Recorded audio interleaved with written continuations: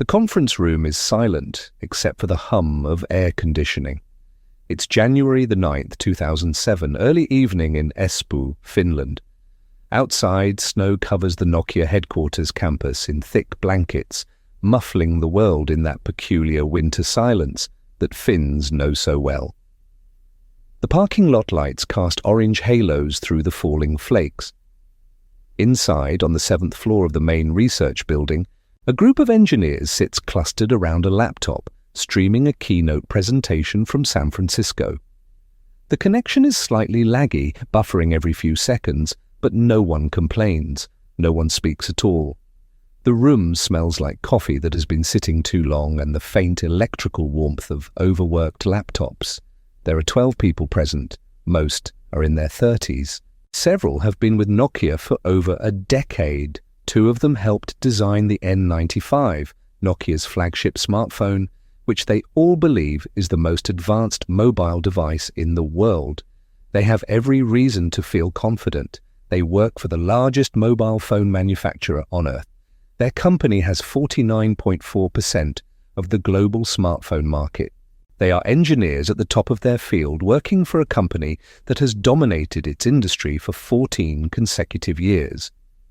They watch as Steve Jobs takes the stage at Macworld and says 3 things: an iPod, a phone, an internet communicator. Then he repeats himself, slower this time, as if the audience might not have understood. These are not 3 separate devices. This is one device, and we are calling it iPhone. The room in Espoo remains silent. One of the engineers, Mikko, who has been working on touchscreen prototypes for 3 years, leans forward unconsciously. His coffee sits forgotten beside him, growing cold. He watches Jobs demonstrate multi-touch, the effortless scrolling, the pinch to zoom that seems almost magical in its responsiveness. He watches the way the entire phone is a screen.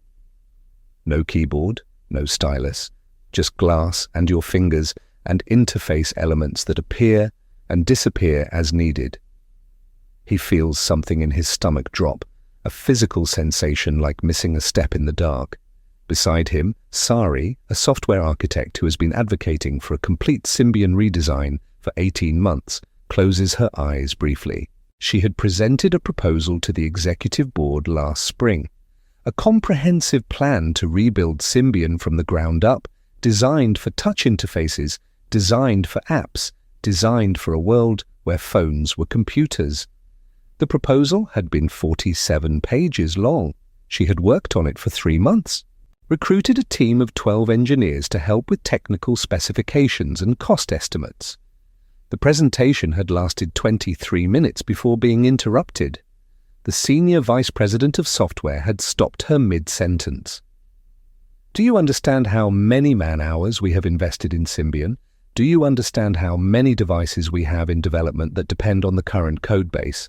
Do you understand what you are proposing? Starting over from scratch, abandoning years of work, telling our carrier partners that everything changes. The questions were not questions, they were accusations. Sari had left that meeting understanding that her proposal was dead, not rejected on technical merit. Rejected because it admitted the previous 5 years had been building in the wrong direction, and admitting that was not acceptable in Nokia's culture. Now she watches the iPhone demonstration and knows she was right, and knows it doesn't matter. Being right without organizational power is just another form of being wrong. He knows what this means. More than that, he knows Nokia has the technology to build something like this. They've had touchscreen prototypes since 2004. He personally supervised testing on 3 different capacitive touchscreen designs. They have a tablet device, the 770, already on the market. The technology is not the problem, but he also knows something else, something that makes his hands cold despite the warmth of the room. He knows the company will not respond, not in time, not with the speed this requires.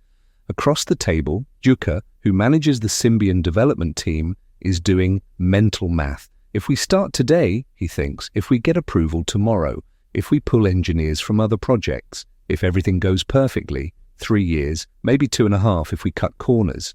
And the iPhone will be on version 3 by then. The math is brutal and unavoidable. They are not behind. They are eliminated. The race is over before they realize they needed to be running.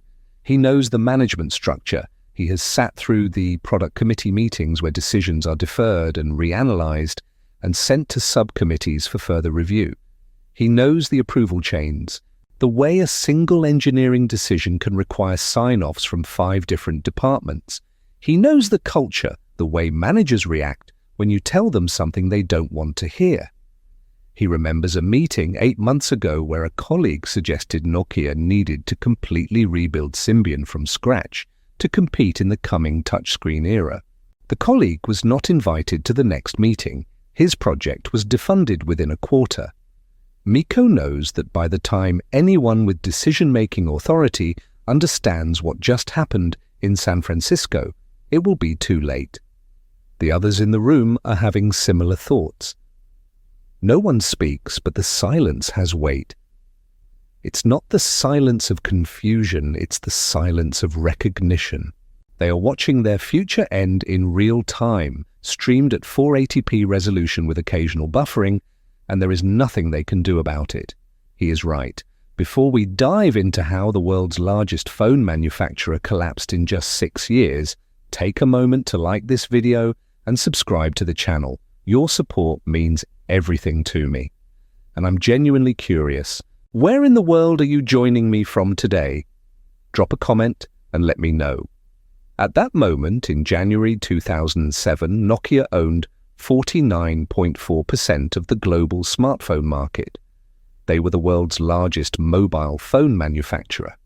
They had been number 1 for 14 consecutive years. They employed nearly 60,000 people in Finland alone. They represented 4% of Finland's entire gross domestic product.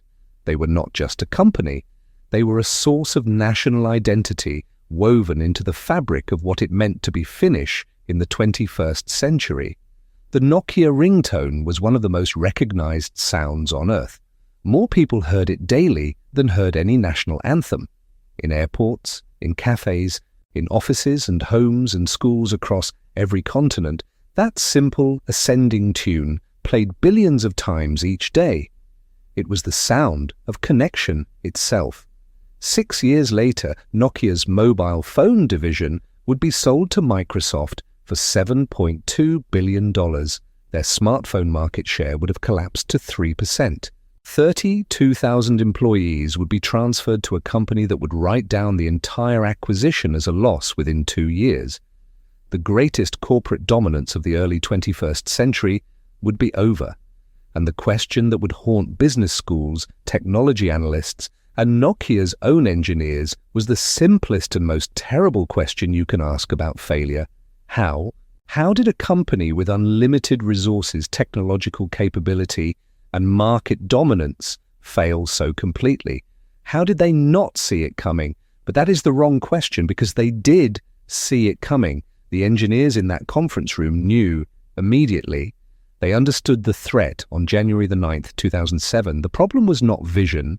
The problem was what happened between seeing and doing.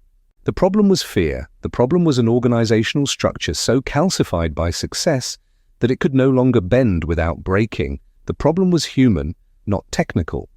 And that makes it so much worse, because technical problems can be solved.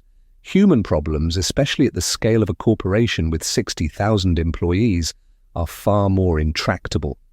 To understand how Nokia died, you have to understand where it came from, because Nokia's failure was not a technology failure, it was a human failure, and the seeds of that failure were planted decades before the iPhone, in the soil of success itself. The story begins not with phones, but with paper. In 1865, a Finnish mining engineer named Frederick Idestam established a wood pulp mill on the banks of the Nokia River in southwestern Finland. The location was chosen for practical reasons. The river provided water power for the mill machinery and transportation for the finished products.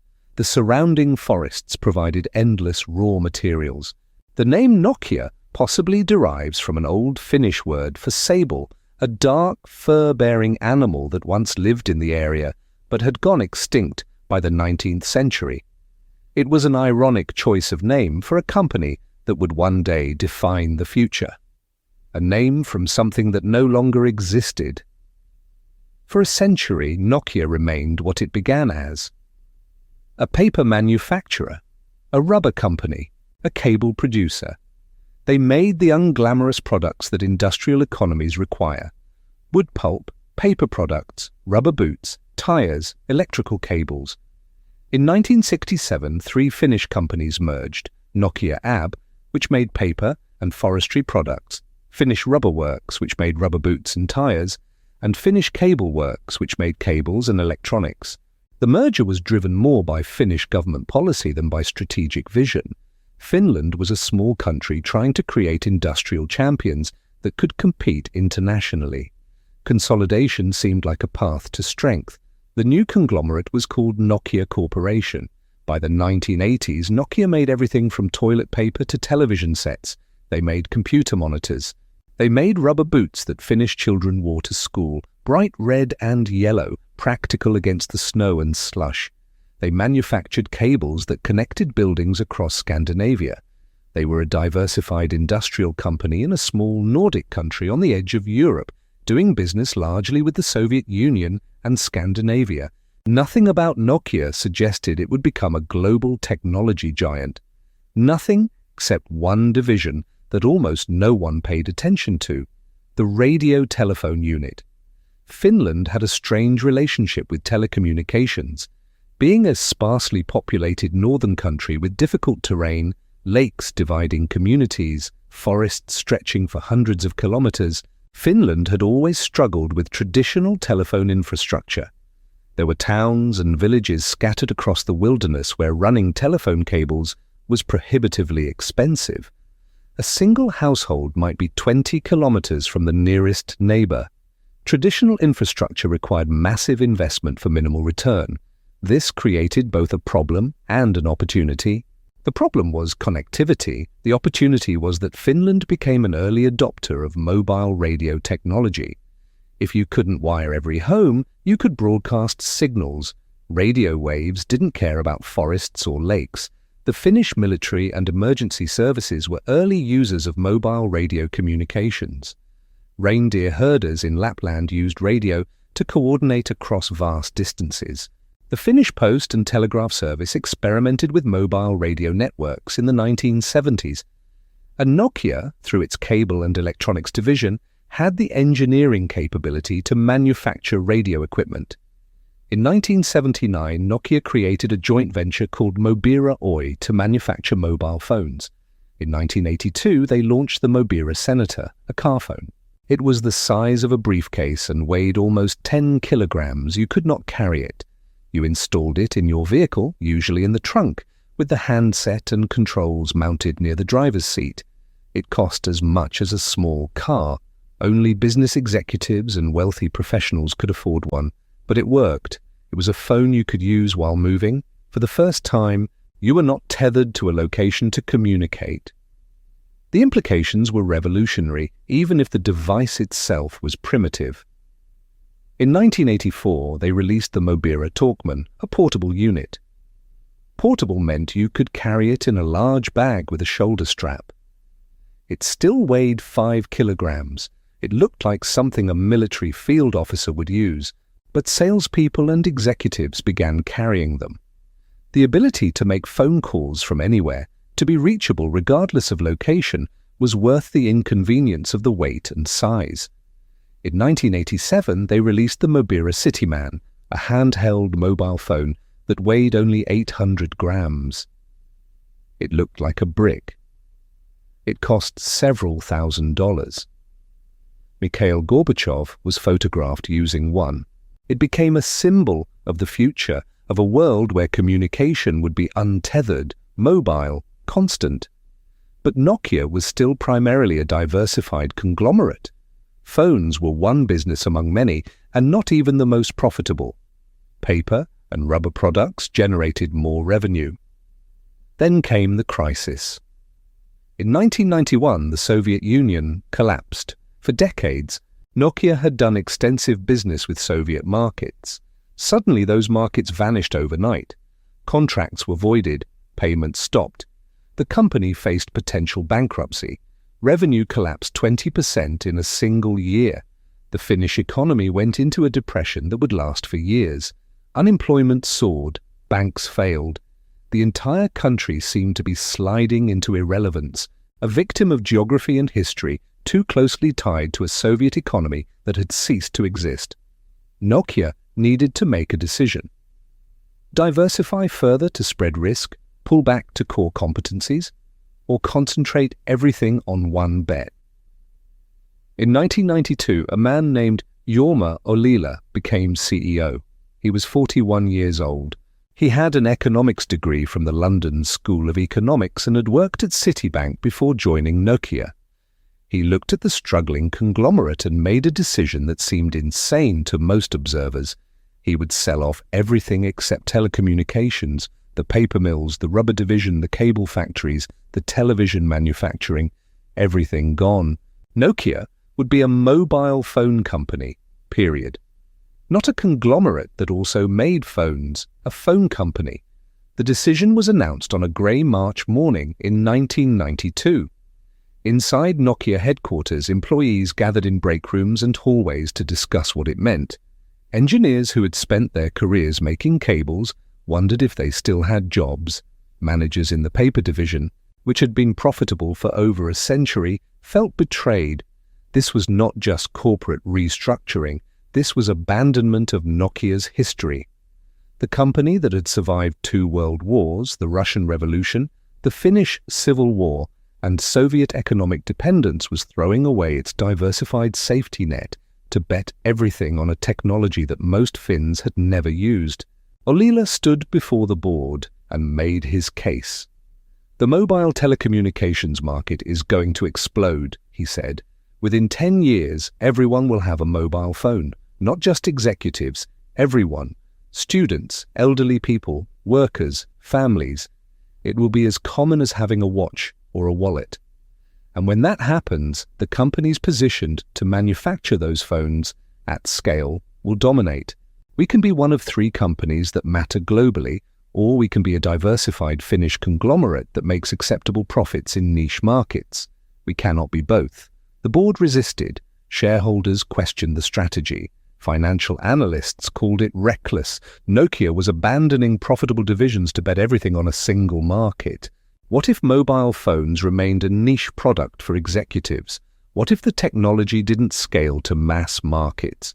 What if competitors with deeper pockets, companies like Motorola or Ericsson, crushed Nokia once it had nowhere else to go? But Ollila was convinced. He saw something others missed. He saw that mobile communication was not a luxury. It was the future of how humans would connect. And he saw that Nokia, through accident and circumstance, was positioned to lead that future. He had data to support his vision. GSM networks were rolling out across Europe. The European Union was pushing for a unified telecommunications standard. Mobile phone adoption was accelerating faster than anyone predicted. In Finland, mobile penetration was already approaching 15%, far ahead of most countries. People who bought mobile phones didn't give them up. They upgraded. They bought second phones. They convinced their families to get phones so they could stay connected. The network effects were starting. Ollila could see them. And he bet the company on what he saw. It was the most successful strategic decision in Finnish corporate history, and it planted the seeds of Nokia's eventual destruction. Because the very focus that made Nokia dominant in mobile phones would later make them unable to see beyond phones. The organizational structure built to manufacture and sell phones at massive scale would become the barrier to transitioning to computers that happened to make phone calls. Success creates its own prison. Nokia built theirs very well. Ollila bet everything on an emerging technology standard called GSM, Global System for Mobile Communications. GSM was a European standard for digital cellular networks, and Nokia was one of the companies helping to develop it. In 1991, the first GSM phone call in the world was made using Nokia equipment. The network was Finnish. The phone was Nokia. It was a moment of national technological pride. Finland, a country of 5 million people on the periphery of Europe, was leading a global communications revolution. The impossible was happening. The margin was becoming the center. The timing was extraordinary. Through the 1990s, mobile phone adoption exploded globally. What had been a luxury item for executives became a mass-market consumer product. Prices fell, networks expanded, phones became smaller, lighter, more attractive. Everyone wanted a mobile phone. Parents bought them for teenagers. Elderly people bought them for emergencies. They became essential infrastructure for human social life. And Nokia was perfectly positioned. They had bet early on GSM, which became the dominant global standard. They had manufacturing capacity, they had distribution networks, and crucially, they had something their competitors lacked. They understood that phones were not just technology, they were fashion, they were personal identity. In 1994, Nokia released the 2100 series. They expected to sell 400,000 units. They sold 20 million. The phone was small, affordable, and reliable. But more importantly, it had interchangeable colored covers.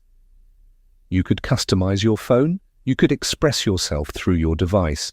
You could buy a blue cover, a red cover, a yellow cover. You could change the look to match your mood or outfit. The colored covers idea had come from a young industrial designer named Frank Nuovo, who would go on to become Nokia's chief designer for over a decade. Nuovo had argued in internal meetings that phones were becoming personal items, carried everywhere, visible constantly. People were going to develop relationships with these devices. They would want them to feel personal, not generic. The manufacturing team initially resisted. Interchangeable covers added complexity, supply chain challenges, additional SKUs to manage. But Nuovo persisted. He created mock-ups showing phones in different colors. He demonstrated how easy it was to snap covers on and off. He showed focus group results where consumers lit up at the idea of customizing their phones. Nokia's leadership approved a limited test. They produced the 2100 in basic black and gray, but made the covers removable and offered bright color options: cherry red, electric blue, lemon yellow, forest green. The response was overwhelming. Retail stores reported customers buying phones and then immediately buying extra covers. Some bought 3 or 4 covers to match different outfits or moods. A secondary market emerged. Third-party manufacturers started producing covers with patterns, textures, licensed designs. Your Nokia became yours in a way no phone had before. Nokia understood what companies like Motorola and Ericsson did not. The phone was not a tool. It was an accessory.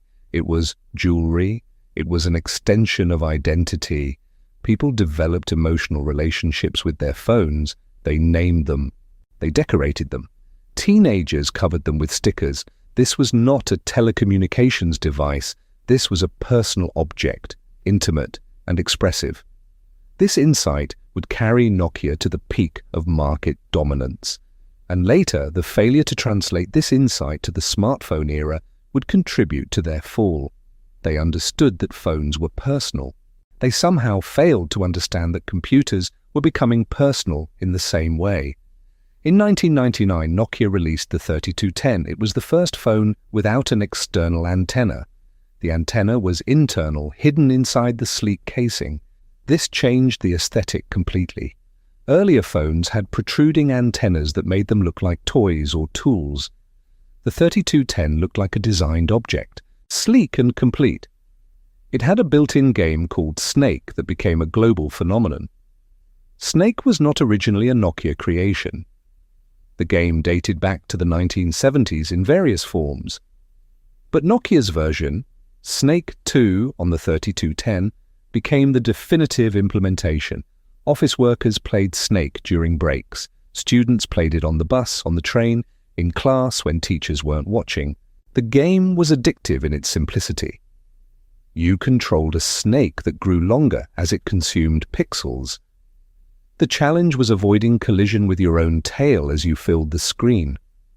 As the snake grew, the available space shrank. The difficulty increased. The tension mounted. High scores were shared with pride. Competitions emerged in schools and offices. There were rumors of people reaching level 50, level 100, impossible scores that seemed mythological. It sounds trivial now, but it was the first time millions of people experienced a game on a device they carried everywhere. It was a preview of the smartphone app era, but no one recognized it yet.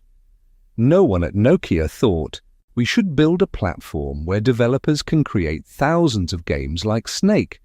No one thought the game is more compelling than the phone call. No one thought if people are spending 20 minutes a day playing Snake on a tiny screen with crude graphics, imagine what they would do with a better screen and better games. The insight was there, visible in user behavior, but Nokia didn't see it. They saw Snake as a fun feature to differentiate their phones. They didn't see it as evidence that phones were becoming entertainment devices, that users wanted apps and experiences, not just communication tools. The 3210 had customizable ringtones. You could compose your own melodies using a simple musical notation system, entering notes and durations with the phone's keypad. Entire online communities formed to share ringtone compositions. Websites published thousands of ringtone codes for popular songs. People spent hours programming the latest pop songs into their phones, painstakingly entering each note. There was pride in having a clever or unusual ringtone. Your ringtone announced you, identified you in public spaces. When your phone rang, people knew it was yours. It had text messaging capabilities that helped establish SMS as a dominant form of communication. In Finland, SMS usage exploded beyond anyone's projections. The networks had built SMS as an afterthought, a way for network operators to send service messages. No one expected consumers to embrace it. But teenagers discovered they could send text messages more cheaply than making calls. They developed a new language of abbreviations to fit messages into the 160-character limit. CULATR, LOL, BRB. What started as necessity became style.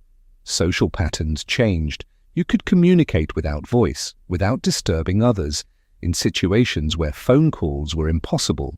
You could send a message in class, in a meeting, in a movie theater. You could maintain continuous partial contact with friends throughout the day. Finnish teenagers were sending an average of 30 SMS messages per day by 2000. This was revolutionary social behavior. Anthropologists began studying how mobile communication was changing social relationships, changing the meaning of presence and absence, changing how young people negotiated independence from parents while maintaining connection. All of this was happening on Nokia phones. The company was at the center of a global transformation in human communication, but they understood it primarily as a business success, not as evidence of a deeper shift. They sold phones and collected revenue. They didn't think deeply about what the behavior patterns meant for the future of the devices. The 3210 sold 160 million units. It was everywhere. You saw it in New York and Lagos and Tokyo and Mumbai. It was the default phone. When you thought of a mobile phone, you pictured a Nokia. The brand had become synonymous with the product category itself, the way Kleenex meant tissue or Xerox meant photocopy. This kind of brand dominance is extraordinarily rare and extraordinarily valuable. It should have been unassailable. The fact that it collapsed so completely makes the story more remarkable and more tragic. In 2000, they released the 3310. It became legendary. The 3310 was nearly indestructible. You could drop it from shoulder height onto concrete and it would separate into pieces, the battery flying one direction, the cover another, the body a third. Then you would pick up the pieces, snap them back together, and the phone would work perfectly. It became a running joke. Nokia 3310 versus hammer, the phone wins. Nokia 3310 versus floor, the floor breaks. The durability was not accidental. Nokia's engineers had tested it under conditions far beyond what normal use required. It had battery life measured in days, not hours. A single charge could last a week of normal use. It was simple to use, it was affordable. It sold 126 million units and became the subject of internet memes decades later. The memes portrayed it as indestructible, capable of surviving nuclear war, used as a weapon, found intact after apocalypse. The humor was affectionate.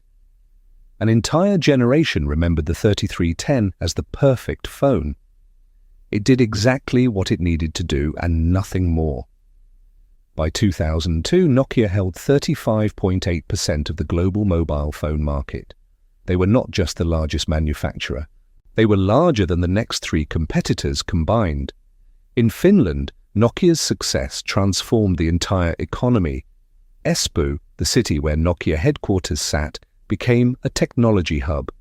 The company funded research at Finnish universities. They endowed professorships. They built research facilities. Engineers graduating from Helsinki University of Technology went to work for Nokia, the way American engineers went to work for Microsoft or Intel. Starting salary offers from Nokia exceeded what doctors earned. The best students competed for internships. Nokia was proof that a small Nordic country could compete globally in high technology. It was a source of immense national pride. Finns abroad would mention Nokia within minutes of meeting someone. It was their calling card to the world. We're from Finland, we make Nokia phones. But something else was happening inside the company. Success was creating rigidity.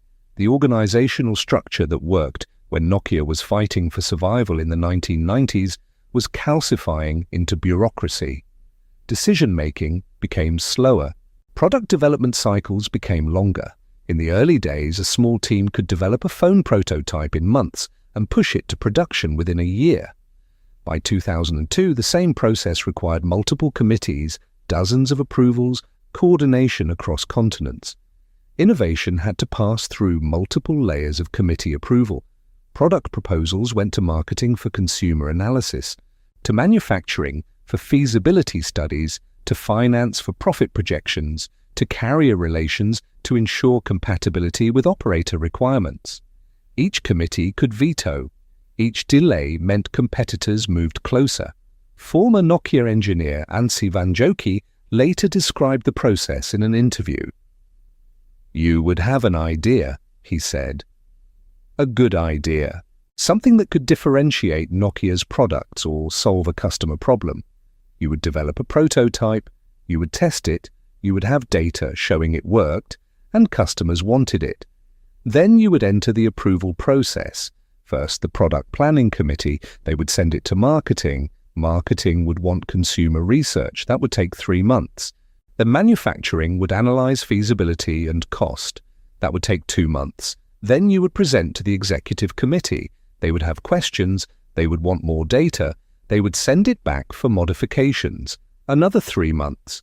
By the time you got approval, assuming you got approval, 9 to 12 months had passed. The market had moved. Competitors had launched similar features. Your innovation was no longer innovative. It was merely catching up. This wasn't malicious. No one was deliberately sabotaging innovation. The committees existed for good reasons. Manufacturing needed to ensure products could be built at scale. Finance needed to ensure profitability. Carriers needed to ensure compatibility with their networks. Each gatekeeper had legitimate concerns, but the cumulative effect was paralysis, and the people inside the system knew it. They could feel the companies slowing down. They could see opportunities slipping away. But the organizational culture had evolved to the point where challenging the process was dangerous. The company that had been agile and risk-taking in its rise was becoming cautious and hierarchical in its dominance. And something more subtle was happening. A culture of fear was taking root. In the 1990s, when Nokia was still building its empire, there was tolerance for failure. Projects that didn't work out were learning experiences. Engineers who tried ambitious ideas and failed were respected for the attempt. Alila himself had encouraged experimentation. Try things, he would say. Not everything will work. That's fine. We learn from failure. But success changed the culture. By the early 2000s, failure was no longer acceptable. Managers were judged on hitting targets, not on innovation. Projects that missed deadlines damaged careers. Engineers who admitted problems were seen as lacking competence. The safest path was to promise optimistic results, hit short-term numbers, and avoid bringing bad news to leadership. This culture would kill the company. But in 2002, with Nokia at the peak of its power, no one recognized the danger. One engineer who joined Nokia in 2001, excited to work for the dominant mobile phone company, described the culture shock. "In my first month," he said, "I attended a product review meeting. A team was presenting their progress on a new phone design. They were behind schedule, not dramatically behind, a few weeks, the normal friction of product development. But when the team lead admitted the delay, the senior vice president leading the meeting erupted, shouting, literally shouting, calling the team incompetent, demanding to know why they had failed. The team lead tried to explain technical challenges, supplier issues, normal development problems. The SVP cut him off. "I don't want excuses," he said. "I want results. Fix it, or I will find people who can." The meeting ended in uncomfortable silence. Afterward, the engineer asked a colleague what had just happened. The colleague shrugged. "That's how it is here now," he said. "Don't be the person who admits problems. Don't be the person who misses targets. Keep your head down and make your numbers." The engineer realized he had joined Nokia at exactly the wrong time. The company was dominant, rich, powerful. But it was also brittle. Success had made it afraid of failure, and fear makes organizations stupid. In 2003, Nokia released the 1100, a basic phone designed for developing markets. It was cheap, durable, and simple. It had a flashlight built in, useful in areas with unreliable electricity. It had large buttons, easy to use for people with limited literacy or aging vision. It cost less than $50. It became the best-selling phone in history, with 250 million units sold. Nokia dominated markets in Africa, in South Asia, in rural areas across Latin America. The 1100 connected millions of people to the communications grid for the first time. It was, in its own way, a profoundly important device. More important than any smartphone that would come later, because it brought communication to populations that had never had it. But that same year, something else happened that received less attention. Research in Motion, a Canadian company, released an updated version of the BlackBerry that included phone capabilities. The BlackBerry was not a phone with email. It was an email device with phone capabilities. It had a full QWERTY keyboard. It had always-on internet connectivity. It had a revolutionary push email system that meant messages arrived instantly without you having to check. Corporate executives loved it. The BlackBerry became the device for business users who needed constant connectivity. It became a status symbol in its own right. Investment bankers carried BlackBerries, consultants carried BlackBerries, government officials carried BlackBerries, and it represented something Nokia had not fully processed. The phone was becoming a computer. The device in your pocket was not primarily a communications tool anymore. It was a data terminal, an email client, a web browser that happened to also make voice calls. Nokia noticed. In 2005, they released the N series, a line of smartphones running an operating system called Symbian. Symbian had been developed in the 1990s by a consortium of phone manufacturers as an alternative to Microsoft's mobile operating system. Nokia had invested heavily in Symbian, eventually acquiring the entire operating system. By the mid-2000s, Symbian was the dominant smartphone operating system globally. It powered Nokia's high-end devices. It powered phones from Sony Ericsson, Samsung, and other manufacturers. It was the Windows of mobile phones. This dominance would later become an anchor, dragging Nokia down because Symbian was not designed for the touchscreen era. But in 2005, that wasn't apparent yet. The Nokia N95, released in 2006, was considered the most advanced smartphone of its era.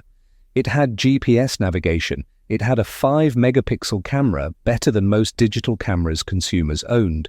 It had Wi-Fi. It had a web browser. It could play music and video.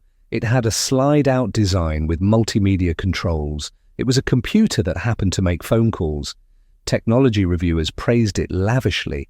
Enterprise users adopted it. Business travelers loved having GPS, email, web browsing, and phone in one device. For a moment, it seemed Nokia had successfully transitioned from mobile phones to smartphones. They held 49.4% of the smartphone market in 2007. They were still dominant, still number one, still the company everyone else was chasing. Then came January 9th, 2007, the iPhone announcement. And everything changed, not immediately. That's the crucial thing to understand. The collapse did not happen overnight. It happened slowly, meeting by meeting, decision by decision, compromised choice by compromised choice. It happened because of fear. Here is what happened inside Nokia after the iPhone announcement. The engineers understood immediately. They knew the iPhone represented a fundamental threat, but when they tried to communicate this to management, they were dismissed. The executives looked at the iPhone and saw its weaknesses. The battery life was poor, barely lasting a day. It had no physical keyboard. Every previous attempt at touchscreen phones had failed because users couldn't type without tactile feedback. It was expensive, costing $600 at launch. It was locked to a single carrier, AT&T, meaning it couldn't be sold through Nokia's global carrier partnerships.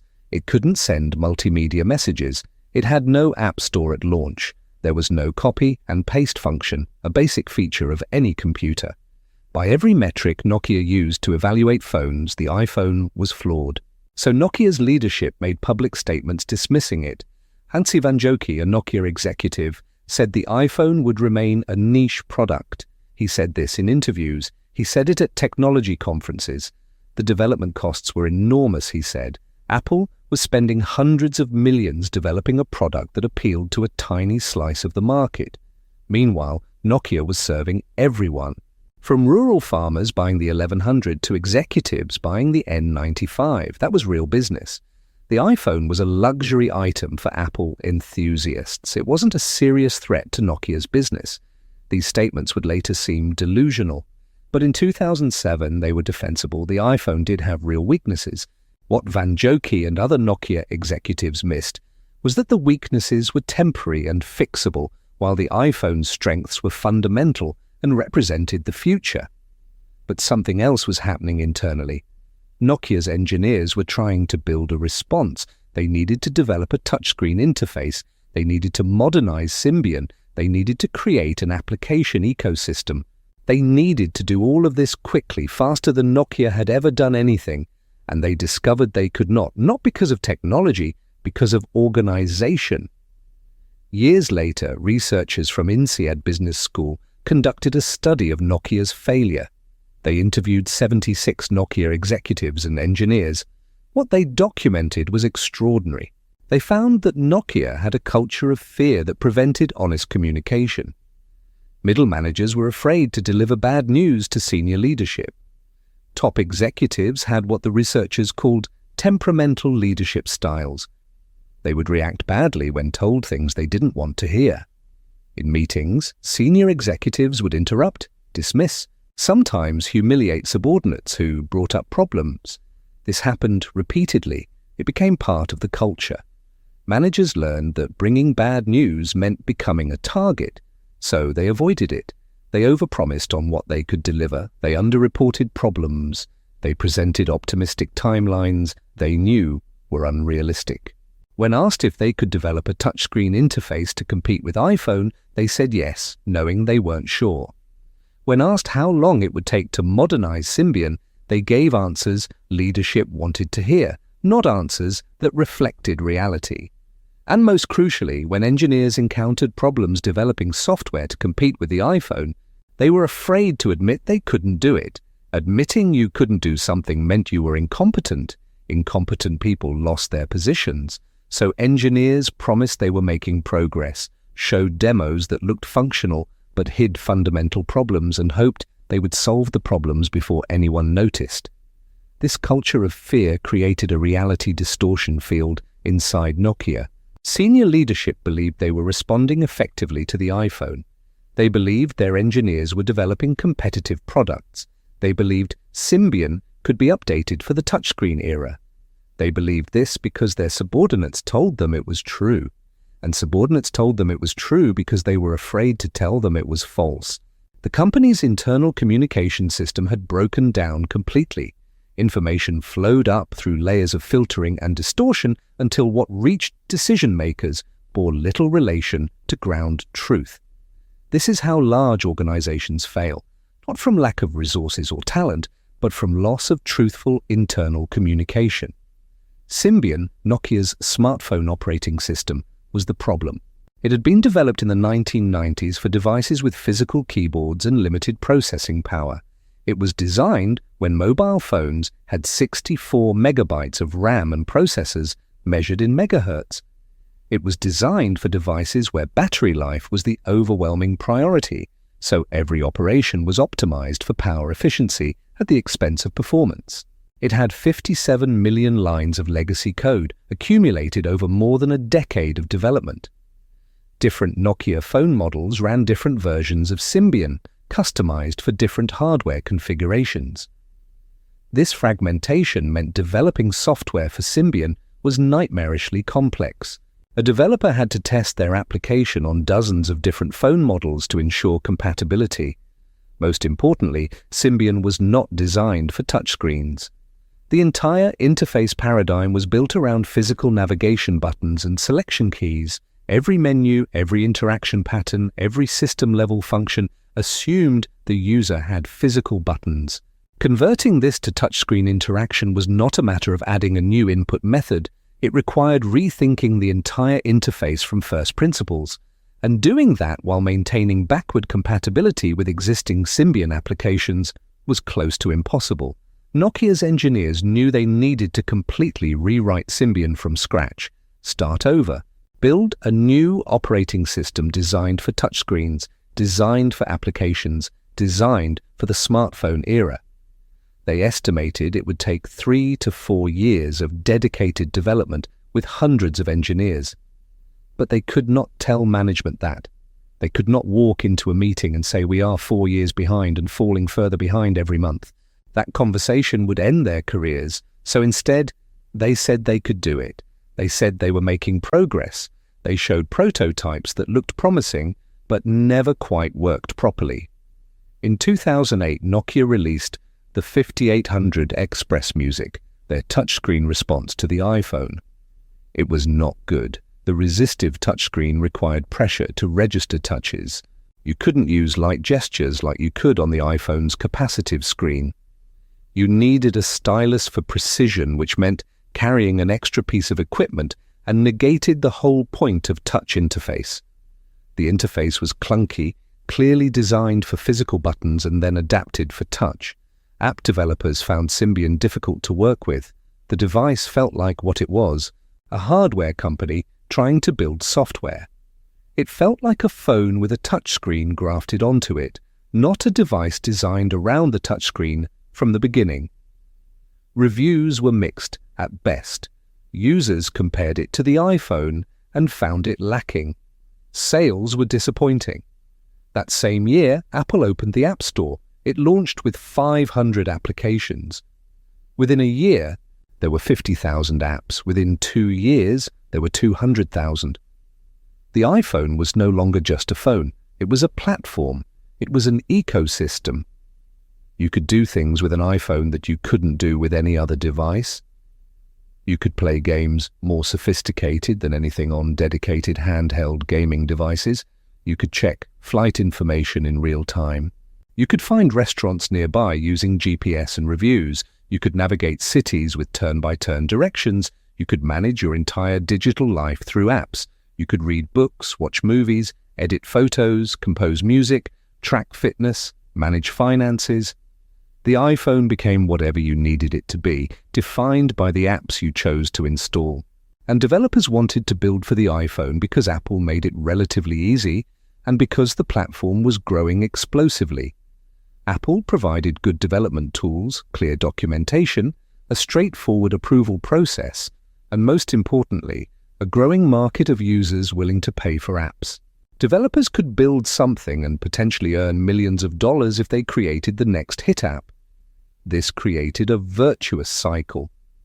More apps made the iPhone more valuable, which attracted more users, which attracted more developers, which created more apps.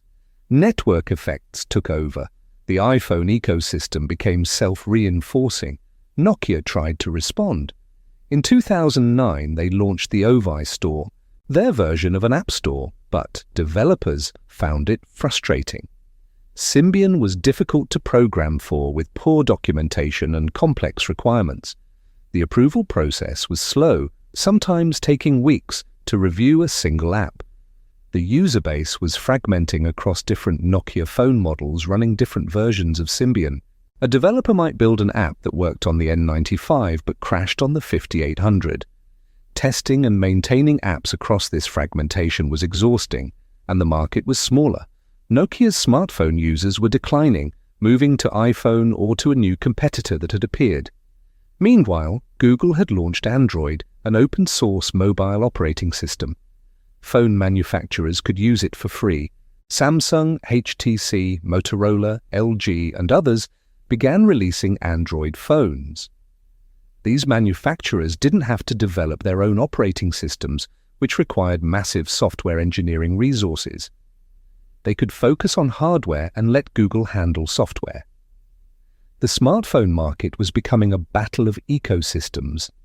Apple had iOS, tightly controlled, optimized for iPhone, generating enormous profits per device. Google had Android, open and flexible, growing quickly across many manufacturers, generating profits from services and advertising. And Nokia had Symbian, which was losing developers, losing users, and losing relevance with every month. Inside Nokia, panic was setting in. The engineers who had known from the beginning that the iPhone was an existential threat were now being proven right. Market share was collapsing, revenue was declining, the company was losing money on every smartphone they sold. The best engineers were leaving for companies like Apple and Google, where they could work on modern platforms without the bureaucratic obstacles that plagued Nokia. The company had multiple internal projects competing with each other: Symbian, which was the legacy platform, MeeGo, another Linux-based operating system being developed with Intel, and various experimental platforms that different teams believed would be the future. None of them were close to competing with iOS or Android, and most damning, the organizational culture was paralyzed. Teams couldn't make decisions, projects stalled in committee. Fear of failure prevented anyone from taking risks. In 2010, Nokia's board made a desperate decision. They needed to do something radical.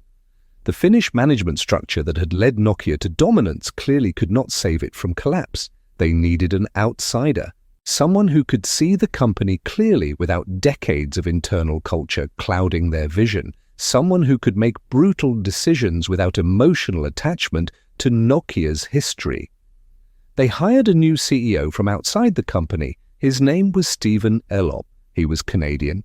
He had been a senior executive at Microsoft running the Office division. He was the first non-Finnish CEO in Nokia's history. The appointment itself was an admission of crisis. Elop spent his first months conducting an internal audit. He met with engineering teams, he reviewed product roadmaps, he sat in on committee meetings, he examined financial projections. What he found was worse than expected. Nokia was losing money on every smartphone they sold. The component costs plus development costs plus marketing costs exceeded the revenue per device. The economics were upside down. In the mobile phone era, Nokia had achieved economies of scale that made them profitable even with thin margins. They manufactured tens of millions of identical units, driving component costs down through volume. But smartphones were different. Each model was more complex. Development costs were higher.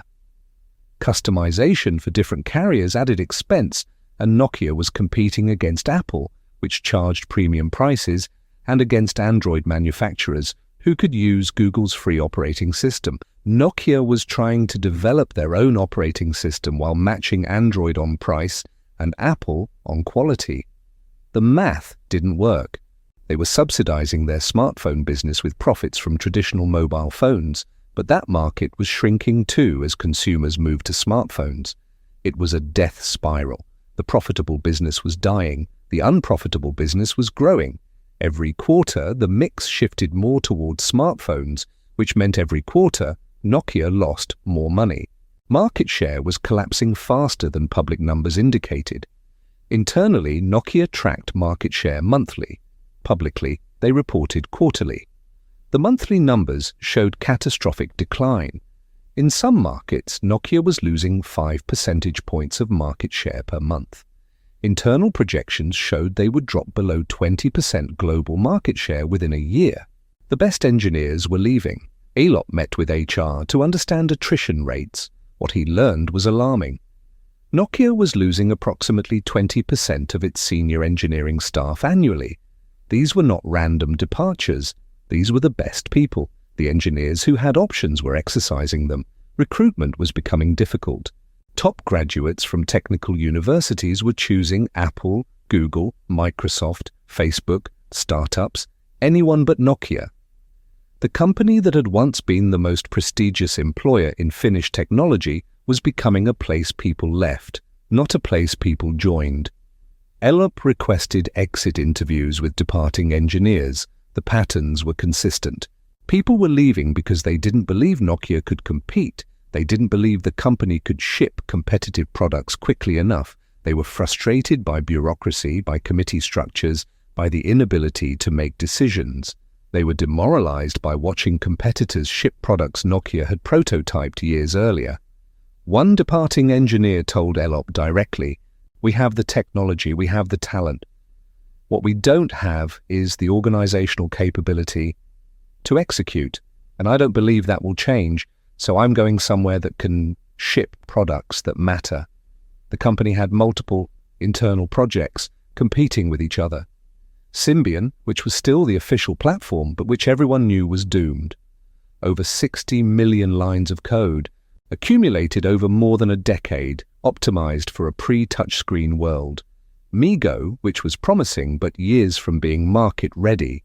A Linux-based system being developed in partnership with Intel, elegant and modern, but without apps, without developer tools, without ecosystem. Various experimental projects that different vice presidents championed, but which lacked resources or clear direction. Projects that explored different interface paradigms, different operating system architectures, different business models. None of them had commitment from senior leadership. None of them had adequate funding. They existed as hedges, as options, as things Nokia might pursue if the main strategy failed. These projects weren't cooperating. They were competing for budget, for personnel, for executive attention. Teams working on MeeGo saw Symbian as the past and resented resources being wasted on it. "Why are we investing in something we know is dead?" they asked.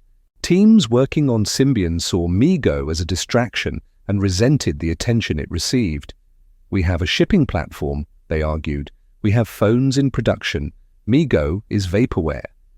The company was fighting itself, different factions believing they had the path to survival, unable to align, unable to commit to a single direction. And while Nokia fought internally, Apple and Google were shipping products, gaining market share, building ecosystems that became harder to compete against with every passing month. And most damning, the organizational culture was paralyzed. Elop sat in meetings where decisions that should have taken 30 minutes required 3 separate meetings and review by 4 different committees. He watched product proposals get delayed for months while different departments argued about specifications. He saw engineers who clearly knew what needed to be done, unable to communicate it effectively because they had learned that honesty was career limiting. He saw middle managers giving presentations with timelines they clearly didn't believe, saying what they thought executives wanted to hear rather than what was true. The company had lost the ability to function. Success had created a bureaucracy so complex that it could no longer adapt. On February 11, 2011, Elop wrote a memo to Nokia employees. It was supposed to be internal, meant to create urgency among the company's leadership and senior engineering teams. It leaked immediately.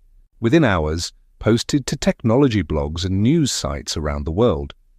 The memo became known as the Burning Platform Memo. Aelop compared Nokia to a man standing on a burning oil platform in the North Sea. There's a famous story, possibly apocryphal, of an oil platform worker who survived an explosion by jumping from the platform into freezing water. He had a choice: stay on the burning platform and certain death, or jump into the icy water and possible survival. Aelop said Nokia was on a burning platform. He said the company's position was dire. He said they needed to do something radical or they would die. The memo was meant to create urgency. Instead, it created panic. It told the world that Nokia's CEO believed the company was in mortal danger. Investors sold the stock. Nokia's share price dropped 16% in a single day. Customers stopped buying Nokia phones. Why purchase a device from a company whose CEO says the platform is burning? Employees started looking for other jobs. The best engineers, the ones with the most options, left first. Within months, Nokia would lose significant portions of key development teams. And then Aelop announced his solution. Nokia would abandon Symbian. They would abandon MeeGo. They would adopt Windows Phone as their primary smartphone platform. Nokia would partner exclusively with Microsoft. They would put all their resources into building Windows Phone devices. Microsoft would provide significant financial support, paying Nokia billions of dollars to make Windows Phone their primary platform. Microsoft would give Nokia access to their software engineers, their development tools, their ecosystem. Together, Nokia and Microsoft would create a third major smartphone platform to compete with iOS and Android. The announcement stunned the industry. Technology analysts were baffled. Windows Phone had negligible market share, around 2% globally. It was an unproven platform. Microsoft had tried and failed multiple times to succeed in mobile. Why would Nokia abandon its own operating systems it controlled, for a Microsoft platform that hadn't succeeded? Critics called it a partnership of two losers. Why would Nokia, collapsing in smartphones, tie itself to Microsoft, which had already failed in smartphones? The logic seemed backwards. If Nokia needed to adopt an existing platform, why not Android? Android was growing explosively. It was free. Samsung was making billions of dollars building Android phones. Nokia could become a premium Android manufacturer, leveraging their hardware expertise and brand. Aelop's argument was that Nokia couldn't fix its software problems in time. They didn't have 3 years to rebuild Symbian. The market was moving too fast. Android would have required admitting Nokia couldn't build competitive software themselves, becoming one manufacturer among many with no differentiation. Windows Phone offered something different. Nokia would be the primary Windows Phone partner, giving them special status. Microsoft would provide financial support and software expertise Nokia lacked. It was Nokia's best option for survival given impossible circumstances. But there was a problem. Nokia had a phone that demonstrated they could build competitive smartphones. It was called the N9. It ran MeeGo, the Linux-based operating system they had been developing with Intel. The N9 was released in late 2011, months after the Microsoft partnership was announced. Technology reviewers loved it. The interface was elegant, fluid, different from both iOS and Android, but equally sophisticated. The hardware was beautiful, with a curved polycarbonate body in bright colors that felt premium and distinctive. The operating system was responsive and modern. It had swipe-based navigation that felt natural. It demonstrated that Nokia's hardware engineering was still world-class. It demonstrated that MeeGo could have been competitive with Android. And then Nokia did something inexplicable. They refused to support it. They released the N9 in limited markets only, not in the United States. Not in many European countries. They did not advertise it. They did not update it. They did not build on its success. They abandoned it to honor their exclusive commitment to Windows Phone. The Microsoft deal apparently required Nokia to commit fully to Windows Phone, which meant abandoning other smartphone platforms. To this day, the N9 remains one of the great what-ifs of technology history. What if Nokia had kept developing MeeGo? What if they had released the N9 globally with proper support and marketing? What if they had used it as the foundation for a new generation of Nokia smartphones? The N9 proved Nokia could still innovate, could still design, could still build. But the company had already committed to a different path. We will never know what might have been, because Nokia chose Windows Phone, and Windows Phone failed. The first Nokia Windows Phone devices launched in late 2011. They were called the Lumia series. The Lumia 800 and Lumia 710 were the initial models. The hardware was excellent. Nokia's manufacturing quality remained best in class. The industrial design team had created something genuinely beautiful. The Lumia 800 had a unibody polycarbonate shell available in cyan, magenta, and black. The curves felt natural in the hand. The materials felt premium. Technology reviewers who held the Lumia 800 for the first time often remarked on how good it felt. This was not a cheap plastic phone trying to look expensive. This was a well-designed object that happened to be a phone. The design was distinctive, with bright colors and clean lines that stood apart from the black rectangles dominating the smartphone market. In a world where every smartphone looked like an iPhone, the Lumia stood out. The bright cyan version was particularly striking. You could spot a Lumia from across a room. This was intentional. Nokia's design philosophy had always emphasized differentiation. Frank Nuovo's influence persisted even after he left the company. The Lumia looked like a Nokia. It had personality. The Windows Phone interface was different from iOS and Android, with its tile-based design that showed live information on the home screen.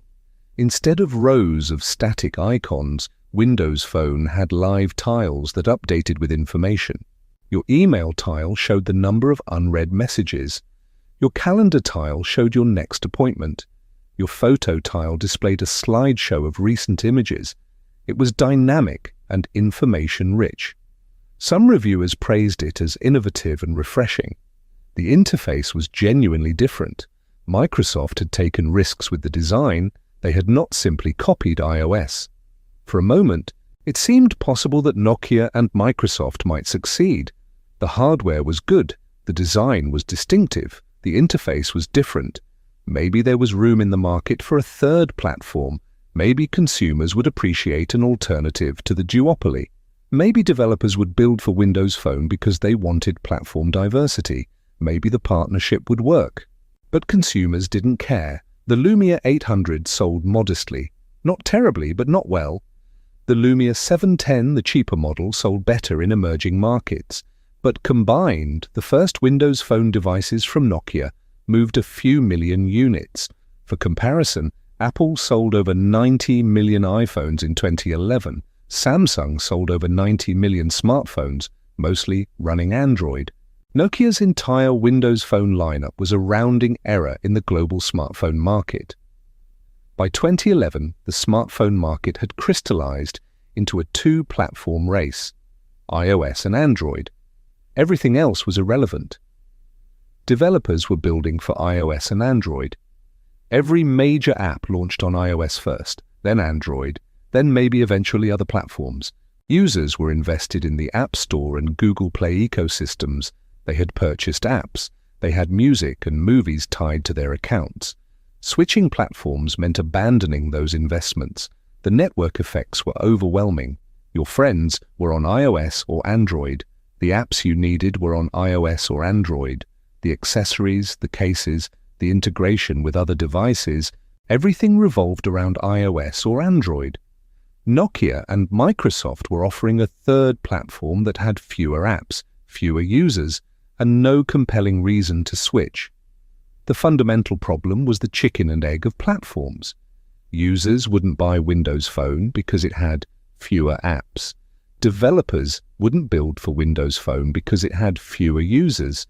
Microsoft and Nokia tried to break this cycle by paying developers to port popular apps to Windows Phone. They provided development tools and support. They featured Windows Phone apps prominently, but they couldn't overcome the fundamental economics. Why would a developer spend time building for a platform with 2% market share when they could focus on platforms with 98% market share? Nokia's market share continued to collapse. In 2012, they recorded a €3 billion operating loss. The company that had dominated mobile phones for 14 years was dying. Factories were closing. Thousands of employees were being laid off. The Finnish government considered providing financial support, treating Nokia's collapse as a national crisis. In Espoo, in Oulu, in Tampere, in cities across Finland where Nokia had facilities, people waited anxiously for news. Would there be more layoffs? Would the factories close? Nokia wasn't just a company in Finland. It was part of national identity. Its failure felt personal. On September 3, 2013, Microsoft announced it would acquire Nokia's mobile phone division for $7.2 billion. Approximately 32,000 Nokia employees would transfer to Microsoft.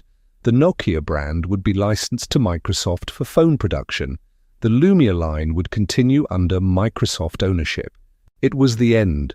The greatest technology company in European history had sold its core business to an American software giant. In Finland, the news was received with shock and grief.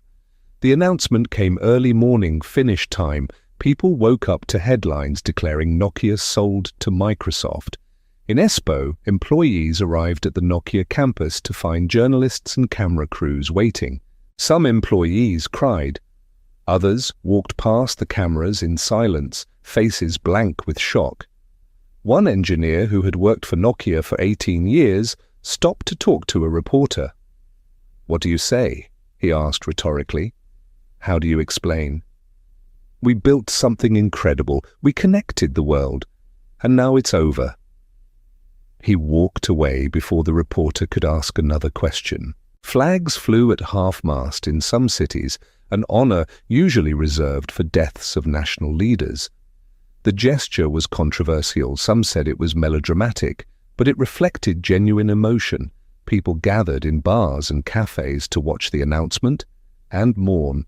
Television news programs ran retrospectives showing Nokia's greatest moments. The first GSM call, the 3310, the N95. The ringtone playing over archival footage of Nokia phones through the decades. It felt like a funeral. In a sense, it was. Nokia had been more than a company. It had been proof that Finland mattered in the global technology industry. It had been proof that a country of 5 million people on the edge of Europe could build something that dominated globally. When Finnish people travelled abroad and said where they were from, they would often be met with blank looks. "Finland, where is that, next to Russia?" Then they would say, "We make Nokia phones." And faces would light up with recognition. "Oh yes, Nokia. I love my Nokia." The phones were ambassadors. They gave Finland global identity. Now that was gone. And it felt personal. It felt like judgment. Older Finns remembered when Nokia was rubber boots and paper. They remembered the pride when Nokia became dominant in mobile phones. They remembered feeling like Finland had arrived, like the country had transcended its peripheral geography and small population to matter in the modern world. The failure stung not just economically but psychologically. If Nokia could fall this far this fast, what did that say about Finland, about Finnish engineering, about whether a small country could compete in global technology markets? These feelings were irrational in some ways. Nokia's failure was not a Finnish failure. It was an organizational failure that could have happened anywhere. But national pride is not rational. And for a generation of Finns, Nokia's collapse felt like losing part of their identity. The ringtone that had announced Finland to the world would now fade into memory. Connecting people, the slogan, would become ironic. Nokia had failed to stay connected to the future. And in that failure, something uniquely Finnish seemed to have been lost. Microsoft's acquisition of Nokia is now considered one of the worst technology acquisitions in history. By 2015, Microsoft had written down $7.6 billion on the Nokia purchase, more than they paid for it. The acquisition destroyed value. By 2017, Microsoft had exited the phone business entirely. The Lumia brand disappeared. Windows Phone was discontinued. Microsoft announced they would no longer develop mobile phone operating systems. The entire project, Nokia's Salvation Plan, had failed completely. The thousands of Nokia employees who had transferred to Microsoft found themselves working for a company that no longer wanted their expertise. Many were laid off. Others left voluntarily. The Nokia mobile phone division didn't just fail, it was erased. But Nokia Corporation did not die. The company still exists. After selling the mobile phone division, Nokia refocused on network infrastructure. They had maintained a telecom equipment business throughout the mobile phone era, building the cellular network towers and switching equipment that made mobile networks possible. This business was profitable but unsexy, invisible to consumers. After the Microsoft sale, Nokia invested heavily in it. They acquired Alcatel-Lucent, a French-American telecom equipment manufacturer, in 2016 for over $15 billion. Today, Nokia is one of the largest providers of telecommunications network equipment in the world. They build the infrastructure that makes mobile networks possible. They are working on 5G networks. They are a profitable, technically sophisticated company, just not a consumer brand. The Nokia most people remember, the Nokia that made phones that everyone carried, is gone. In 2016, Nokia licensed the Nokia brand to HMD Global, a Finnish company staffed largely by former Nokia employees. HMD Global now manufactures Nokia-branded smartphones running Android. These phones sell reasonably well in certain markets, particularly in Europe and developing countries where Nokia brand loyalty remains. They trade on nostalgia for the old Nokia. The phones are reliable, affordable, well-made. But they are not made by Nokia. They are made by a licensing partner using a brand that once meant something. It's a kind of corporate afterlife, a ghost of the original company haunting the smartphone market. The question remains, how did this happen? How did a company with every advantage fail so completely? The easy answer is that they failed to innovate. They were slow. They were bureaucratic. They missed the smartphone revolution. But that answer is wrong. Nokia did not fail because they lacked technology. They had touchscreen prototypes years before the iPhone. They had tablet devices, they had the engineering talent, they had the resources, they had research facilities full of smart people working on future technologies. Nokia failed because of organizational dysfunction. They failed because of fear. The INSEAD researchers who studied Nokia's collapse documented something remarkable. They found that Nokia's engineers knew they were falling behind. They knew Symbian couldn't compete. They knew the iPhone was a fundamental threat, but they couldn't communicate this effectively to management because the culture punished bearers of bad news.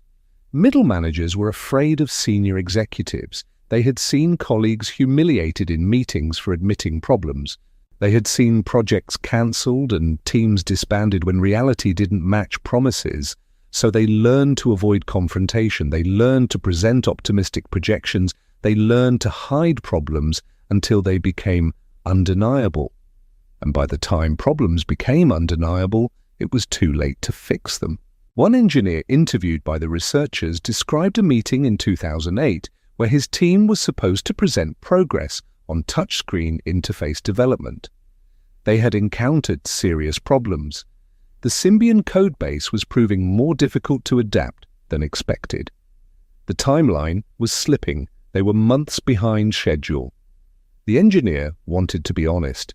to admit they needed more time or more resources or a different approach, but his manager told him before the meeting that honesty would be career-limiting.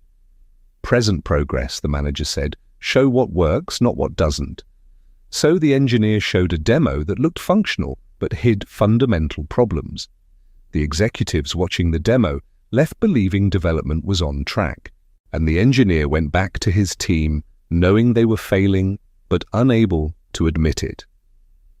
The engineer remembered the demo vividly years later. It had taken them 2 weeks to prepare, carefully scripting every interaction to avoid triggering the bugs they knew existed. The interface appeared smooth during the 5-minute presentation. Scrolling worked. The keyboard appeared when you tapped a text field. Apps opened. It looked like progress. What the demo didn't show was that the scrolling consumed enormous processing power and drained the battery in 2 hours. The keyboard had a half-second lag that made typing frustrating. Apps crashed if you used them for more than a few minutes. The entire system was held together with temporary patches and workarounds that would never ship in a real product. But the executives didn't know that. They saw a working demo and heard the manager say development was on track. They approved continued funding. They reported to their superiors that the touchscreen project was progressing well. And the superiors reported to the board that Nokia was responding effectively to the iPhone threat. At every level, the truth was filtered, softened, made more palatable. By the time information reached decision-makers, it bore no relation to reality. The engineer described the feeling of presenting that demo as nauseating. "I knew I was lying," he said, "not with my words. I was technically accurate about what I said, but I was lying through omission. I was showing them what they wanted to see instead of what they needed to see, and I did it because my manager made clear my job depended on it. That's how the culture worked. You survived by hiding problems. You got ahead by presenting false optimism." The people who succeeded at Nokia in those years were not the most competent engineers. They were the most politically skilled, the ones who knew how to manage up, how to present failures as learning experiences and disasters as minor setbacks. This happened across the company, team after team hiding problems, manager after manager presenting optimistic timelines they didn't believe, executive after executive making decisions based on false information. The company's internal communication system had completely broken down, and in an industry where change happens quickly, where new platforms emerge and markets shift in months, not years, the inability to confront reality is fatal. There were people inside Nokia who understood this, who saw the culture of fear destroying the company's ability to adapt.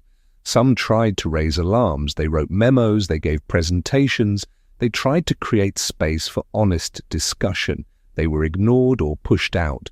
The organizational immune system rejected them because what they were saying was too threatening.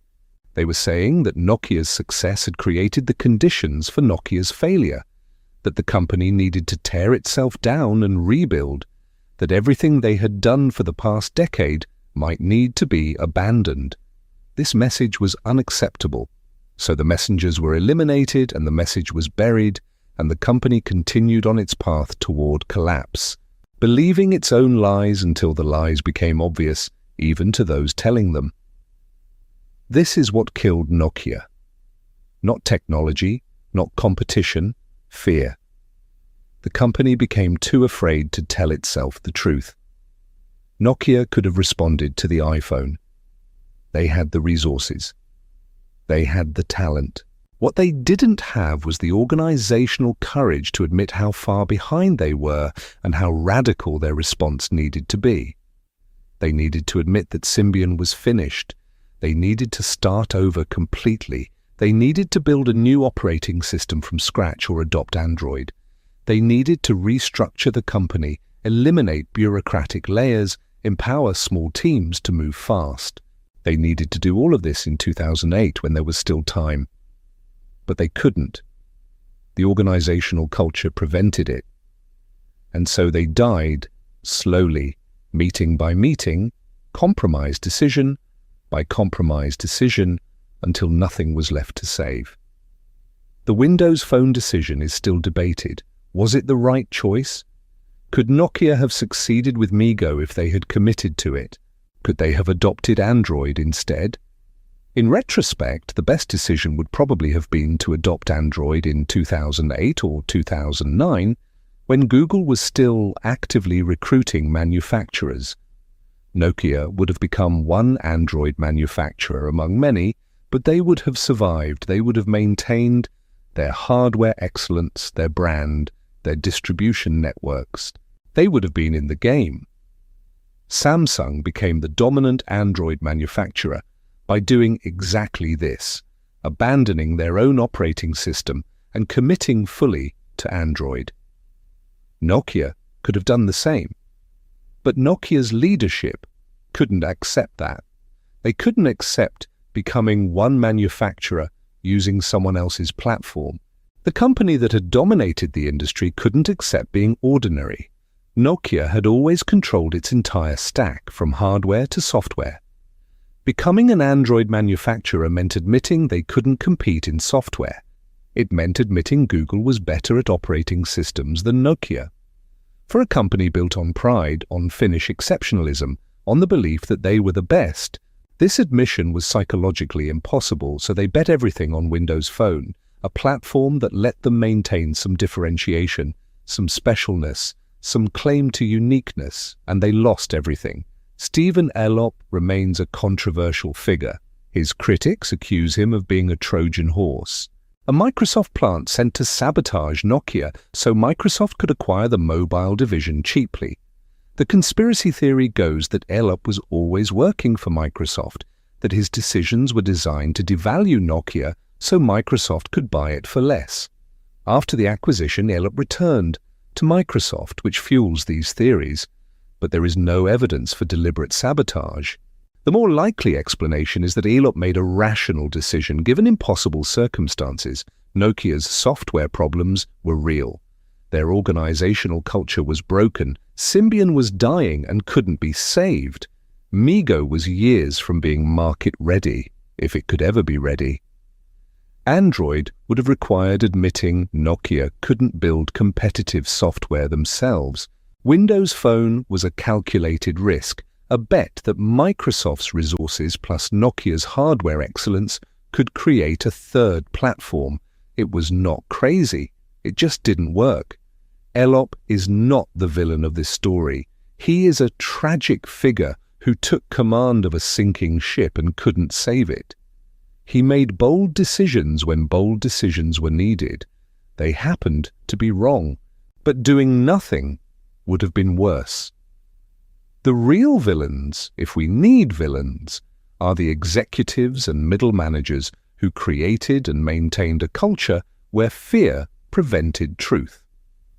The senior leaders who intimidated subordinates.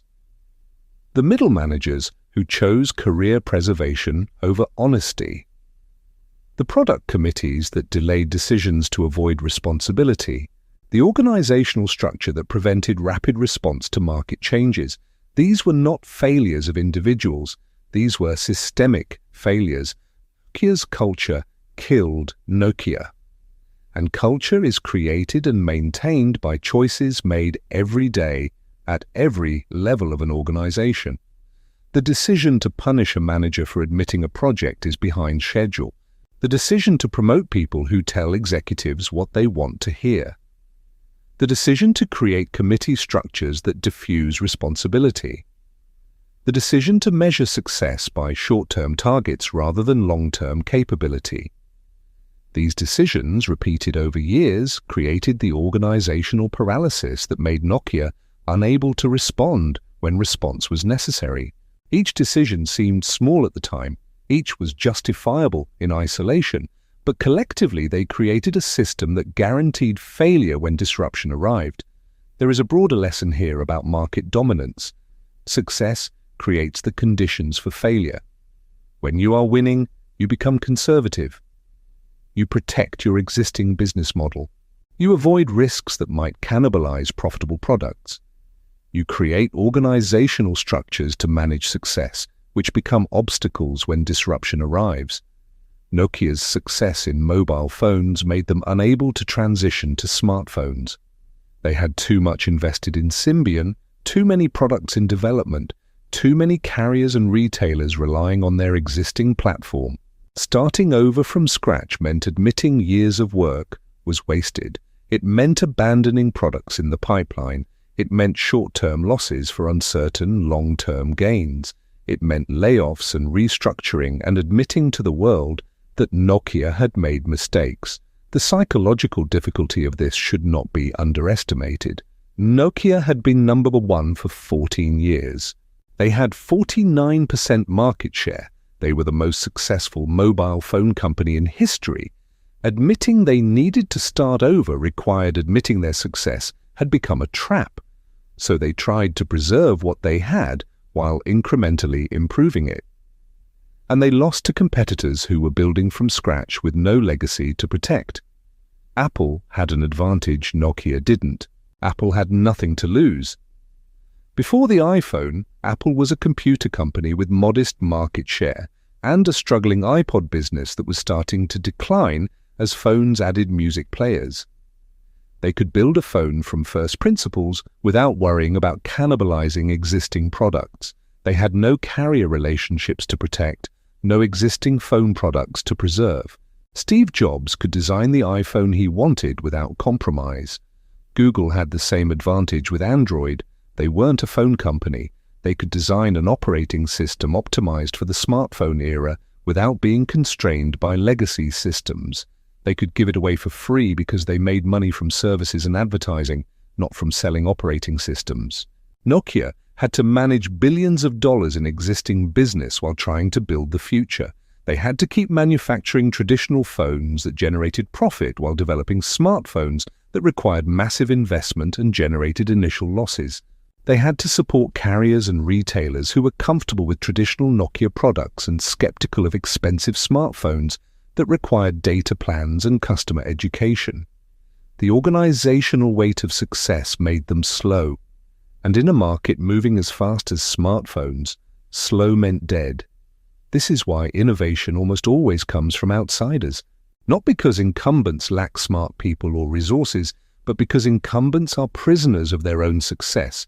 They have organizational structures optimized for their current business. They have incentive systems that reward protecting existing revenue. They have psychological investments in their current approach. Admitting the need for radical change feels like admitting previous work was wrong. It requires a level of organizational honesty and courage that few companies possess. The companies that do survive disruption are the ones that develop what Intel's Andy Grove called paranoia. The constant fear that your business model is about to become obsolete. The willingness to cannibalize your own products before someone else does. The institutional courage to admit when you're wrong and change course.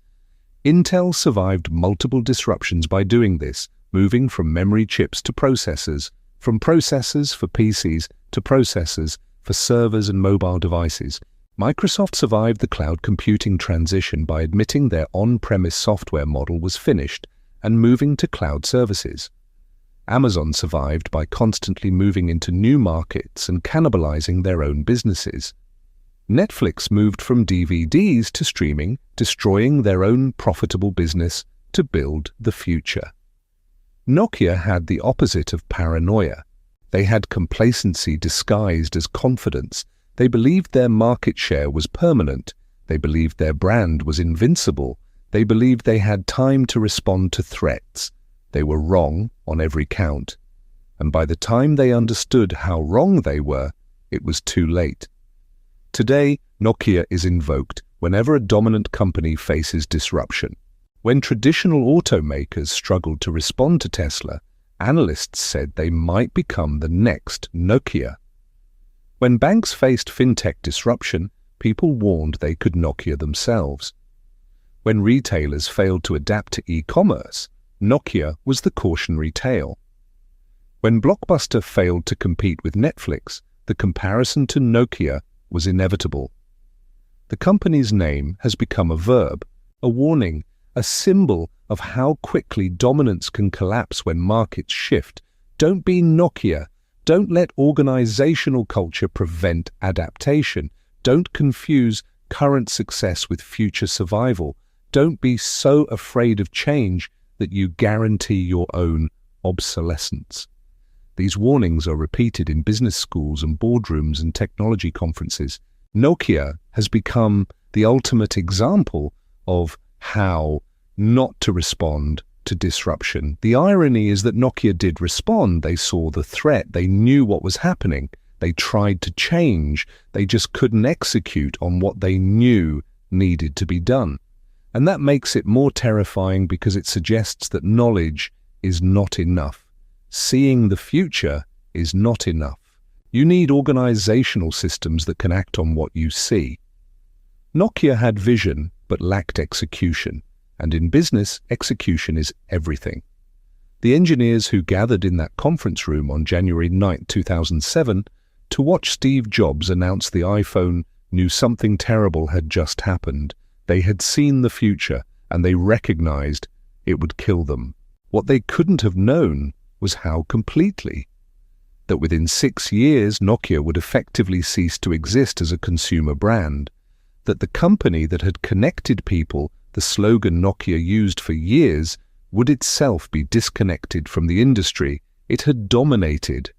That the ringtone heard billions of times daily would become nostalgia, a sound from another era, a reminder of a world where Nokia was synonymous with mobile communication itself. There is a particular pain in watching someone die slowly when you know they have the medicine that could save them. That was Nokia's tragedy.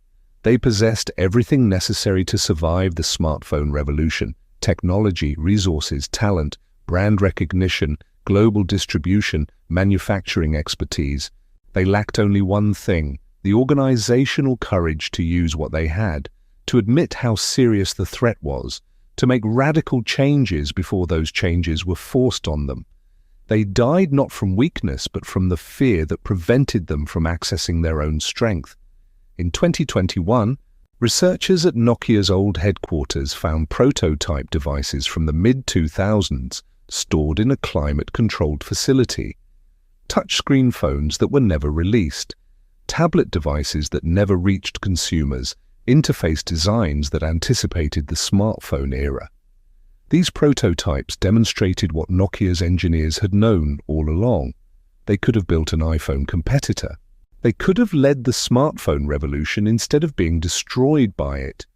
The technology existed inside Nokia. What didn't exist was the organizational system to turn technology into products quickly enough to matter.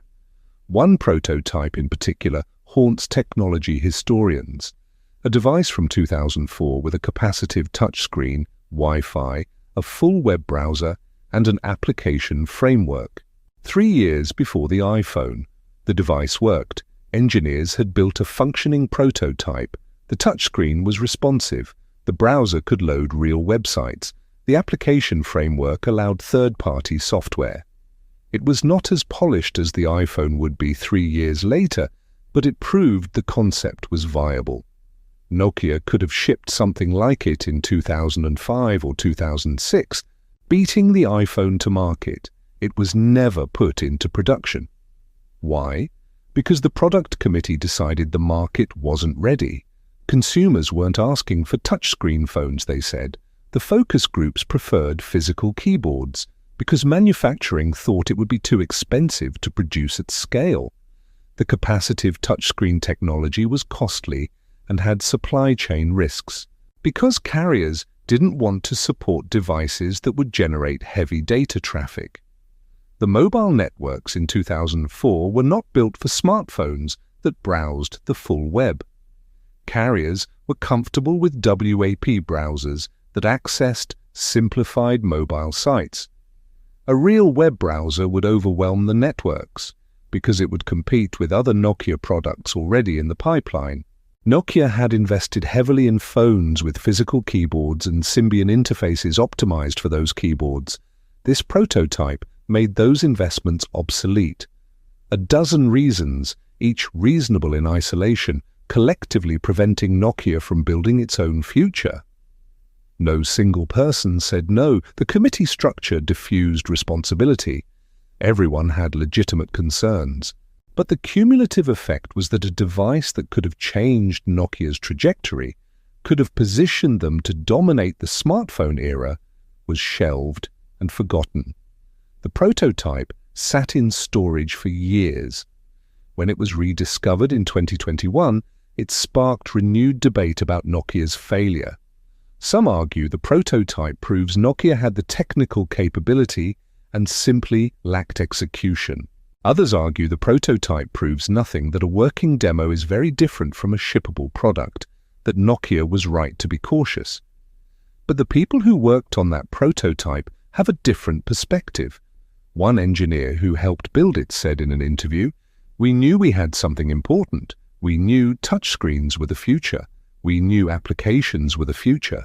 We built a device that proved these things were possible with existing technology, and we watched the company choose not to build it. Not because it was impossible, because it was inconvenient, because it disrupted existing plans, because it required admitting the company was moving in the wrong direction. That was the real failure, not lack of technology, lack of courage." This is the final lesson. Innovation is not primarily a technical problem. It is an organizational problem. It is a cultural problem. It is a human problem. Companies don't fail because they can't imagine the future. They fail because they can't execute on what they imagine. They fail because organizational structures prevent rapid decision-making. They fail because fear makes people hide problems instead of solving them. They fail because success creates incentives to protect the present rather than build the future. Nokia had visionary engineers. They just had a system that prevented vision from becoming reality fast enough. Today, if you walk through Helsinki, you can still see Nokia's influence everywhere. The office buildings with Nokia logos still visible, now housing startups and smaller technology companies. The research facilities where Nokia once worked on future technologies, now repurposed as innovation hubs. The engineering culture that Nokia built, which remains strong in Finnish universities and technology companies. Finland remains a technology hub. Many of the engineers who once worked for Nokia now work for other technology companies or have started their own firms. Nokia's failure scattered Finnish engineering talent across the global technology industry. Companies like Supercell, the gaming company, were founded by former Nokia employees. Entrepreneurs who learned management and engineering at Nokia took those skills elsewhere. Walk into any technology company in Helsinki today, and you will find former Nokia employees. They carry with them the lessons of Nokia's rise and fall. They know how to build products at scale. They know how to manage global supply chains. They know how to work with carriers and distributors. These are valuable skills learned during Nokia's dominant years, but they also carry different lessons. Lessons about organizational culture, about the danger of hierarchy and committee structures, about the importance of honest communication, about how success can create the conditions for failure. Many Finnish startups founded in the 2010s explicitly structured themselves as anti-Nokia organizations, flat hierarchies instead of multiple management layers, rapid decision-making instead of committee approvals, permission to fail instead of cultures that punished mistakes, open communication instead of fear-based silence.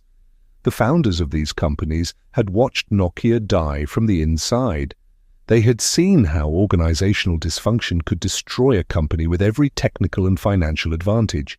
They were determined not to repeat those mistakes. In an ironic way, Nokia's death seeded the creation of Finland's broader technology ecosystem. As long as Nokia was dominant, it attracted most of the best talent. Engineers graduated from university and went to work for Nokia. It was the default path, the obvious choice. Nokia paid well, offered job security, worked on interesting problems. Why go anywhere else? This concentration of talent made Nokia powerful but made Finland's technology sector fragile. When Nokia fell, there was no backup.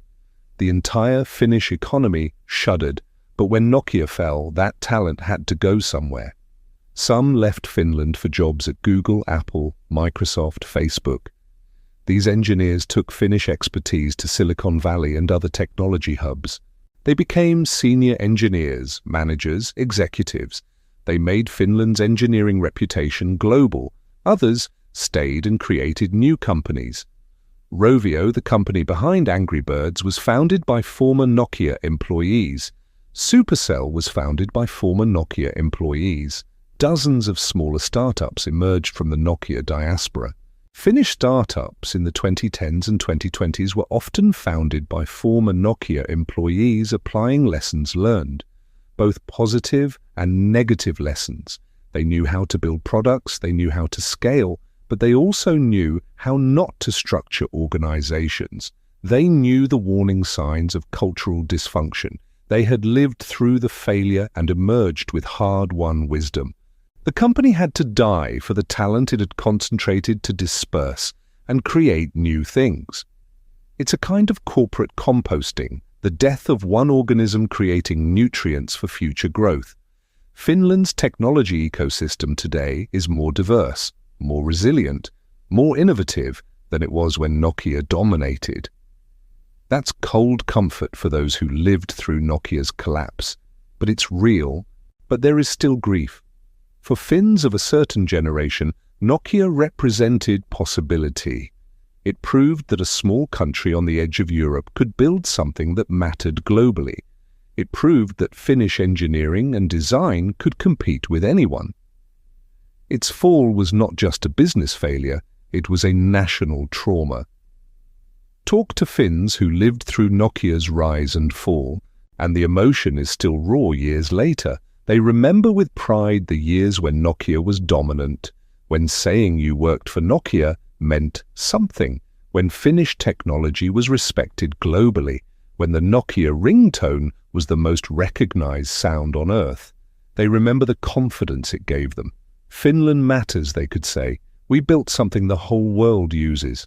And they remember the fall, the layoffs wave after wave, the factory closures, the headlines announcing declining market share, falling revenues, desperate partnerships, the embarrassment of watching a Finnish company, the Finnish company, collapse so publicly and completely. It felt personal. It felt like failure, not Nokia's failure, Finland's failure. This feeling is unfair to the people who worked at Nokia, who fought to save the company, who saw the problems and tried to fix them, but were blocked by organizational dysfunction. It's unfair to Finnish engineering, which remains world-class. It's unfair to Finland's technology ecosystem, which is more vibrant now than when Nokia dominated. But the feelings are not fair. National pride is not rational, and for a generation Nokia's failure left a wound. The best-selling phone in history, the Nokia 1100, was designed in Finland, manufactured in Finland, and represented Finnish values: simplicity, reliability, functionality.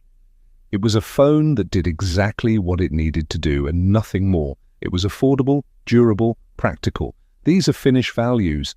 Sisu, the Finnish concept of stoic determination and resilience, was embedded in Nokia's products.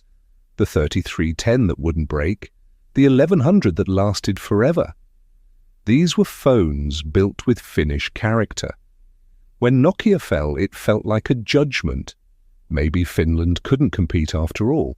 Maybe the Nokia years were an aberration, a brief moment of relevance that couldn't be sustained. Maybe a country of 5 million people on the periphery of Europe was never going to dominate global technology markets. Maybe Nokia's success had been luck, timing, circumstance, not evidence of enduring capability. These thoughts were painful. They persisted even as evidence mounted that they were wrong, that Finland's technology sector was adapting and thriving, that Nokia's failure had seeded new growth. The emotional wound remained. This feeling is wrong, but it is real.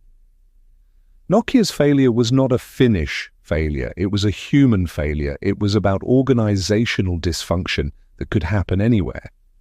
It happened to Kodak in America, a company that invented digital photography but couldn't abandon its film business in time. It happened to Motorola, once the largest mobile phone manufacturer before Nokia, which failed to adapt to digital cellular standards. It happened to BlackBerry in Canada, whose secure messaging platform dominated business communication until it didn't. It happened to countless companies that dominated their industries and then failed to adapt when their industries transformed. Nationality is irrelevant. What matters is culture, the internal culture of an organization, the incentive systems, the communication patterns, the way fear and courage flow through human systems. Nokia's culture killed Nokia. And that culture could have existed in an American company, a Japanese company, a Chinese company. The specific failures were Nokia's, but the pattern is universal. Success creates the conditions for failure. Dominance creates complacency. Fear prevents adaptation. These are human patterns, not national ones. The question Nokia tried to answer, the question planted in that conference room in January 2007, was simple. How do we respond when everything we built becomes obsolete overnight? How do we change fast enough to survive when change threatens everything we are? Nokia never found a good answer. They tried incrementalism when they needed revolution, small improvements to Symbian when they needed to abandon it entirely, gradual transitions when they needed immediate transformation. They tried partnerships when they needed transformation. The Microsoft deal when they needed internal reinvention, relying on external help when they needed to fix their own culture. They tried to preserve their identity when they needed to abandon it, clinging to the idea of Nokia as a software platform company when they should have become an Android manufacturer, protecting the past when they should have embraced a different future. And they failed, not because they didn't try. The engineers worked incredibly hard. The executives made decisions they believed were right.